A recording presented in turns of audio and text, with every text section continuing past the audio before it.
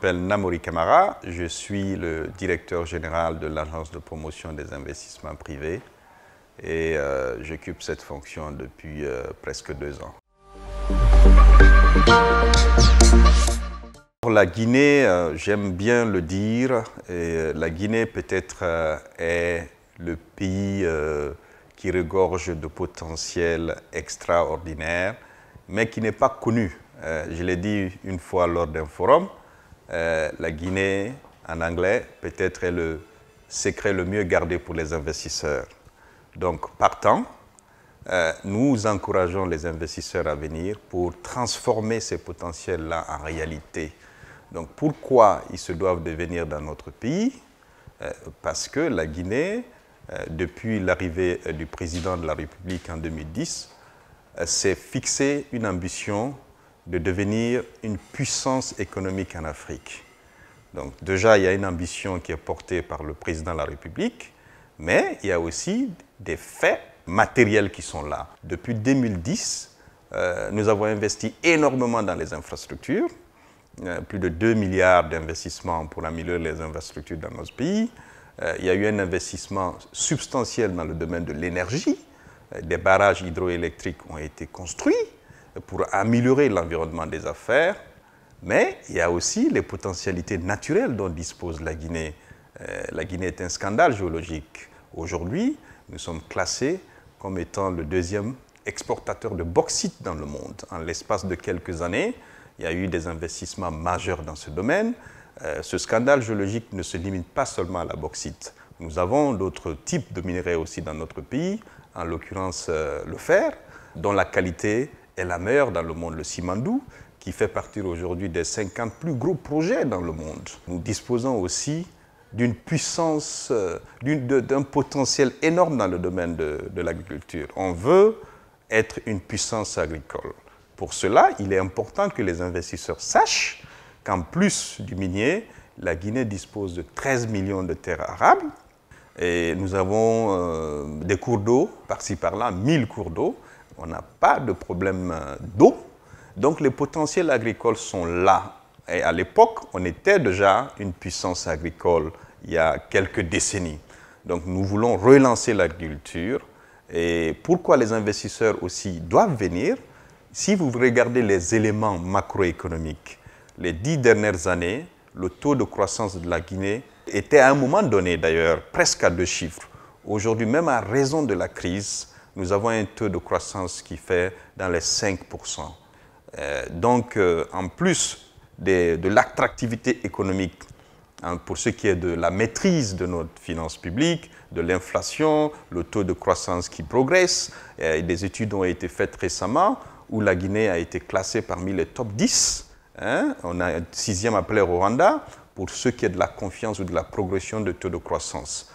Il y a quelque chose aussi que les investisseurs doivent savoir. Il y a beaucoup de clichés pour ce qui est de la stabilité de l'Afrique. Je voudrais m'adresser directement à eux pour dire que la Guinée est un pays stable. C'est un pays qui a toujours été stable. C'est peut-être l'un des pays les plus stables de l'Afrique de l'Ouest. Voilà pourquoi j'estime que ce pays-là a tous les atouts pour attirer les investisseurs dans notre pays. Les secteurs les plus attractifs, je commencerai par le secteur qu'on veut promouvoir le plus, ce que le président de la République lui-même, depuis quelques années, il a dit qu'il fallait que nous soyons autosuffisants sur le plan alimentaire. Donc l'agriculture vient en premier lieu.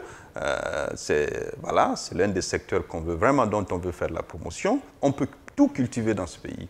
13 millions de terres arables, l'eau qui est en abondance, il n'y a pas de raison que l'agriculture ne soit pas en avant. Et il y a eu des avancées énormes.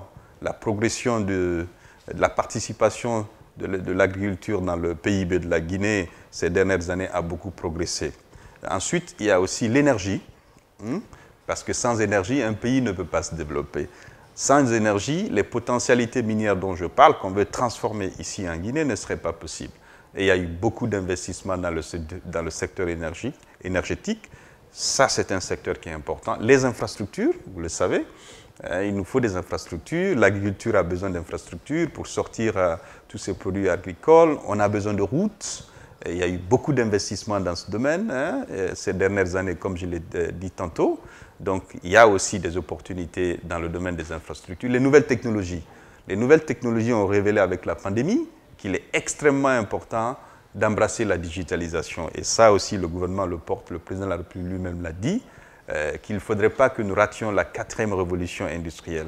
Des investissements énormes ont été faits, backbones, le taux de pénétration en termes d'Internet a avancé, la téléphonie aujourd'hui, tout le monde a des téléphones, etc. Mais il y a beaucoup à faire. Donc on veut mettre l'accent sur les nouvelles technologies de l'information.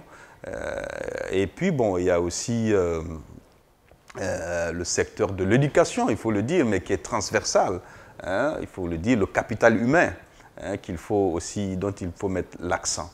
Donc, je dirais infrastructure, agriculture, le secteur minier, bien entendu, hein, qui va nourrir, qui va permettre d'accélérer la croissance des autres secteurs, parce que ça, c'est un avantage comparatif qu'on a sans précédent. Je pense que ces secteurs-là constituent des secteurs prioritaires, à mon avis, dont l'Agence de promotion des investissements privés veut faire la promotion. Alors, il convient peut-être de rappeler que le Guinea Investment Forum est le premier forum du genre dans ce pays et peut-être même en Afrique de l'Ouest. Le Guinea Investment Forum est un forum transactionnel. Depuis quelques années, nous nous déplacions à travers le monde pour faire venir les investisseurs dans notre pays. Puisque l'investissement se passe chez nous, on a voulu qu'ils viennent ici pour toucher du doigt la réalité. Donc, nos attentes sont très fortes. Ce n'est pas un forum académique, c'est un forum transactionnel où des vrais projets, et je profite de l'occasion pour dire par exemple qu'à date, on a une centaine de projets qu'on a collectés à hauteur de 2 milliards de dollars, des projets privés et qui ont besoin de financement. Donc, il y a un travail en amont qui est fait, qui est beaucoup plus important d'ailleurs que le travail le jour de l'événement, et le travail après l'événement sera encore beaucoup plus important aussi.